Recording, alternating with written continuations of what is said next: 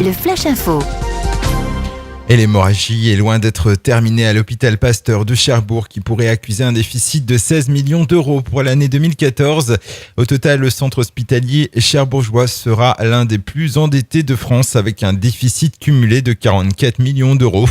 Et pour sortir l'établissement de cette situation périlleuse, des inspecteurs envoyés par le ministère de la Santé ont présenté un premier rapport préconisant la fermeture de 2 ou 3 blocs opératoires, la fermeture de 90 lits et à la clé la suppression d'environ 150 emplois d'ici 2016. Encore une victime de la route à Cherbourg. Un homme de 79 ans a décédé dans la nuit de mercredi à jeudi au centre hospitalier public du Cotentin où il avait été admis après avoir été renversé par un véhicule lundi sur un passage piéton place Napoléon.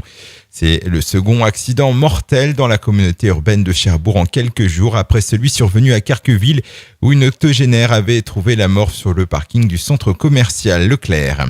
Accident de la route toujours. Hier soir, un automobiliste a perdu le contrôle route de Tessy à Saint-Lô. Son véhicule a percuté 2 autres en stationnement avant de s'immobiliser. Le bilan fait état de 3 blessés légers, une femme de 62 ans ainsi qu'un couple de 30 et 35 ans qui ont été évacués par les sapeurs-pompiers vers le centre hospitalier Mémorial. Une session extraordinaire du Conseil général de la Manche s'est tenue ce jeudi à Saint-Lô.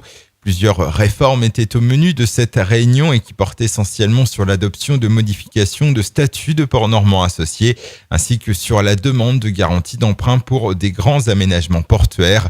Au programme également la révision de l'aide apportée par le département au club de la Manche ayant des équipes évoluant au niveau national ou encore la motion présentée en début de session par la majorité départementale portant sur la réforme des territoires.